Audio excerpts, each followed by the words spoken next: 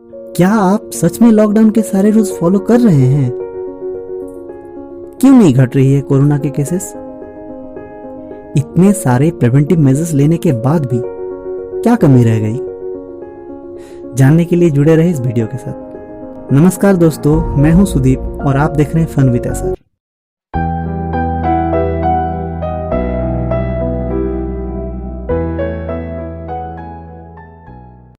संपूर्ण विश्व के 187 देशों के साथ साथ आज भारत भी कोरोना के खिलाफ जंग लड़ रही है। America, Italy, France, Spain, UK जैसे वेल डेवलप्ड कंट्रीज की परिस्थिति आप सबके सामने है। अब आप कहेंगे कि ये सब तो हम जानते हैं, इसमें नया क्या है?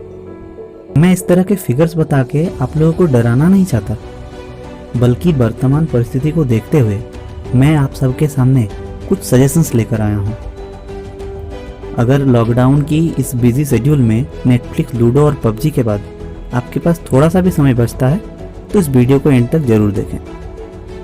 मुझे पता है आप सब में से कईयों ने एक जिम्मेदार नागरिक होने के नाते बहुत कुछ किया, जैसे कि पीएम केयर और स्टेट केयर फंड्स में कंट्रीब्यूट किया, आरोग्य सेतु ऐप भी इंस्टॉल किया, लॉकडाउन और सोशल डिस्टेंसिंग का भी पालन कर रहे हैं।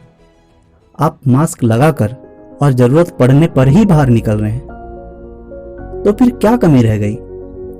दोस्तों, कमी रह गई तो बस अवेयरनेस की, लोगों को और ज्यादा जागरूक करने की।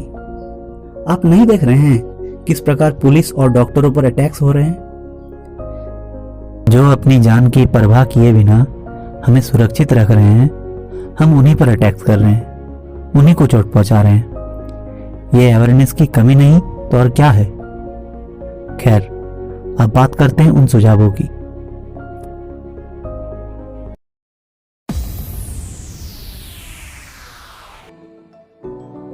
रिसेंटली सेंट्रल गवर्नमेंट और स्टेट गवर्नमेंट्स की सहायता से लाखों मजदूर अपने घर को लौटे हैं और अभी भी लौट रहे हैं। उन सभी मजदूरों को प्राइमरी चेकअप्स के बाद या तो क्वारंटीन सेंटर में रखा जा रहा है या फिर होम क्वारंटीन के लिए कहा जा रहा है। तो इसमें प्रॉब्लम क्या है?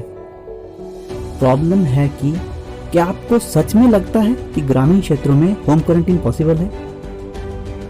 दरअसल इस सिचुएशन में सारे मजदूर वर्ग के लोग हैं और हम जानते हैं कि सभी मजदूर वर्ग के लोगों के पास स्पेशल या सेपरेट रूम्स नहीं होते हैं। तो होम क्वारंटीन कैसे सफल हो पाएगा?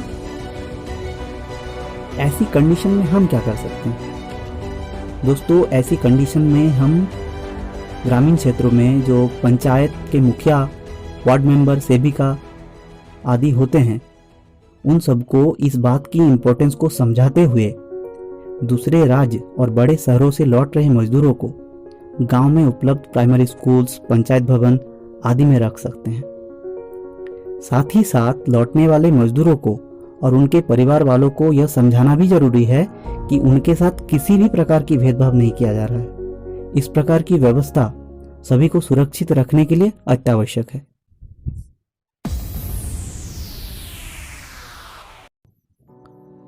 अब तो इंडिया में सारे डिस्ट्रिक्ट रेड, ऑरेंज और ग्रीन जोन में बढ़ गए हैं। ग्रीन जोन वाले बहुत खुश हो रहे हैं, अरे अब तो हम उन्मुक्त विचरण कर सकते हैं। दोस्तों, ऐसी गलती से भी मत करना। बिना वजह के एकदम भी बाहर मत निकलिएगा। सिंगापुर का केस पता है ना? शुरुआत में सिंगापुर की सब वाहवाही कर रहे थे, कोरोना के केसेस भी कम थे। फिर माइग्रेंट लेबरर्स जो कि डॉर्मेट्रीज में रह रहे थे, वहां वायरस स्प्रेड हो गया। ये रही हिंदुस्तान टाइम्स की रिपोर्ट। Out of the 690 fresh cases, 6 are Singapore citizens, while the rest of them are foreigners with work permit residing in dormitories। इस तरह देख रहे हैं, 690 में से सिर्फ 6 केसेस सिंगापुर के सिटीजन की है, जबकि 684 केसेस भारत, बांग्लादेश, पाकिस्तान आदि देशों से गए हुए माइग्रेंट लेबरर्स की है। इस तरह अचानक रैपिड इंक्रीज के कारण सिंगापुर के गवर्नमेंट को लॉकडाउन को एक्सटेंड करना पड़ा। इसीलिए आप सभी ग्रीन जोन वालों से मेरा अनुरोध है कि आप अपने आप को रेड जोन वाला की तरह ही ट्रीट करें, नहीं तो ग्रीन जोन से रेड जोन होने में देर नहीं लगेगी।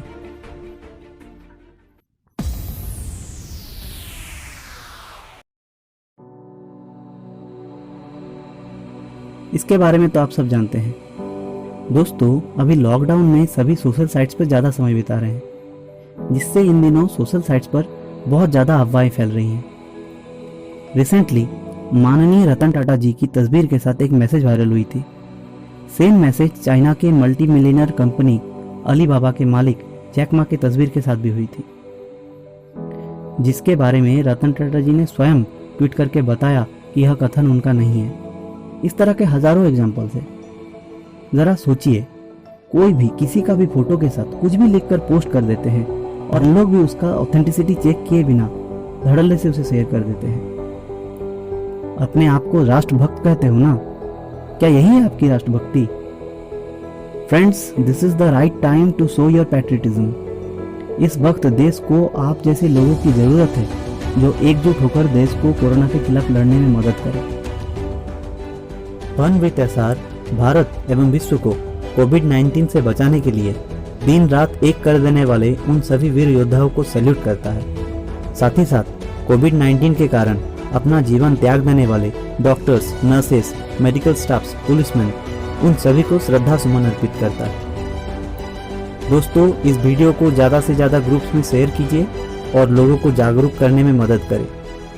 जय हिंद, वंदे मातरम।